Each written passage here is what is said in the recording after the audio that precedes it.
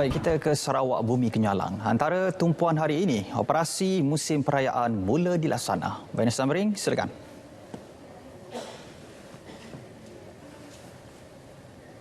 Ya Azam, cegah kemalangan jalan raya pada musim perayaan. Polis Sarawak lancar operasi Christmas mulai hari ini. Ketua Jabatan Siasatan dan Penguatkuasaan Trafik IPK Sarawak, Superintendent Alexon Naga Cabuk menjelaskan operasi diadakan selama 7 hari itu dilaksanakan di seluruh negeri. Seramai 405 orang pegawai dan anggota polis trafik akan terlibat dalam operasi ini. Dedahnya lagi, pihaknya telah mengenal pasti 57 lokasi kerap kemalangan atau black spot di seluruh negeri. Susulan itu, operasi itu akan dilaksanakan dengan kaedah penguatkuasaan penuh.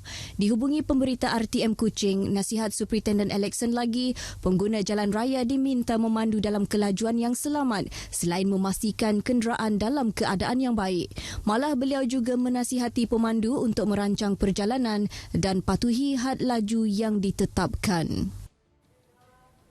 Kutipan keseluruhan zakat tabung Baitul Mal Sarawak TBS setakat 30 November lepas adalah 90.4 juta ringgit. Mendedahkan perkara itu, Pengurus Besar TBS Dato' Abang Muhammad Shibli Abang Muhammad Naili menambah daripada jumlah itu sejumlah 67.7 juta ringgit telah diagihkan. Dato' Abang Muhammad Shibli menjelaskan daripada jumlah tersebut sebanyak 48.3 juta ringgit bantuan telah diagih melalui 4 program utama iaitu program mengukuhkan tradisi keilmuan, program membangunkan institusi Islam, program memantapkan kebajikan ummah dan program peningkatan kemahiran ummah. Beliau memberitahu demikian kepada pemberita selepas majlis penyerahan zakat daripada Bank Islam Malaysia Berhad BIMB dari Ketua Pegawai Rangkuman Kewangan Kumpulan BIMB iaitu Muhammad Nazri Cik kepada TBS di Kuching. Selain itu, 3.25 juta ringgit bantuan khas COVID-19 TBS telah diagihkan sepanjang tahun ini. Walaupun telah memasuki hari keempat berakhirnya pilihan raya umum Dewan Undangan Negeri PRU Dun Sarawak ke-12, namun kehangatannya masih dirasai khususnya berkaitan gabungan Parti Sarawak GPS yang memenangi 76 kerusi. Malah perbualan di kedai kopi sama ada dalam kalangan penganalisa politik atau orang ramai masih berkisar kejayaan GPS itu. Presiden Persatuan Anak Vai Bintulu PAVB Pandi Suhaili berkata, kemenangan ini juga antara lain atas faktor pengerusi GPS Datuk Patinggi Tan Sri Abang Johari Tun Openg yang berupaya membawa GPS merealisasikan janji yang diberikan khususnya berkaitan pembangunan infra rakyat. Kalau kita lihat sepanjang kerjaya Abang Jo memegang tampuk kepimpinan di dalam tempoh 4 tahun ini, kita dapat rasakan pelbagai perubahan, pembangunan dan sebagainya yang beliau lakukan. Slogan Sarawak First atau Utamakan Sarawak yang dibawakan GPS setelah 4 parti Sarawak itu keluar daripada Parti Komponen Barisan Nasional pada tahun 2018 ternyata diterima baik rakyat. Bagi aktivis masyarakat Ismawi Ishak, ia juga diterjemahkan oleh pengundi seperti di Dun Tanjung Batu Bintulu.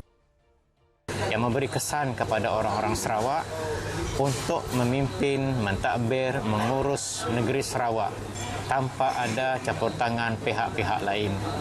Dan kalau kita melihat di Tanjung Batu misalnya, yang sebelum ini merupakan kubu kuat kepada pembangkang iaitu DAP, sekarang telah berjaya diambil alih oleh GPS. Walaupun dapat kemenangan yang agak tipis, majoriti yang tipis, tetapi memberi kesan yang mendalam dan sangat signifikan kerana rakyat bersungguh-sungguh untuk memastikan GPS menang bagi kawasan Tanjung Batu. Manakala penubuhan unit hal ehwal agama-agama lain menurut Pandi pula merupakan satu kesinambungan idea dan pendekatan daripada Allahyarham Tok Nan yang diteruskan Tan Sri Abang Johari demi kepentingan dan keharmonian antara agama di negeri ini. Dengan penubuhan UNIFO ini, rakyat sangat yakin kejujuran dan keikhlasan kerajaan GPS dalam menyatukan rakyat Sarawak dalam pelbagai hal, termasuklah agama dan sebagainya. Jadi agama-agama lain mendapat hak mereka, mendapat pembelaan yang sewajarnya. Justru wakil-wakil rakyat GPS yang telah diberikan mandat wajar melipat gandakan usaha dan bukannya berpeluk tubuh kerana sudah merasa selesa dengan kemenangan yang dikecapi. Jadi inilah peluang kita untuk kita kembali bersama-sama dengan kepimpinan kerajaan GPS untuk bersama-sama memperkukuhkan matlamat yang ingin dicapai oleh perjuangan GPS itu sendiri. Untuk rekod, kawasan Bintulu mempunyai 4 dun iaitu Jepak, Kemena, Tanjung Batu dan Samalaju yang kesemuanya dimenangi GPS dalam PRU Dun Sarawak ke-12. Bahagian Siasatan Jenayah Ibu Pejabat Polis Daerah Sibu Giat mengesan seorang penama Tiong King Guan berusia 35 tahun bagi membantu siasatan satu kes bunuh di bawah Seksyen 302 Kanun Keseksaan.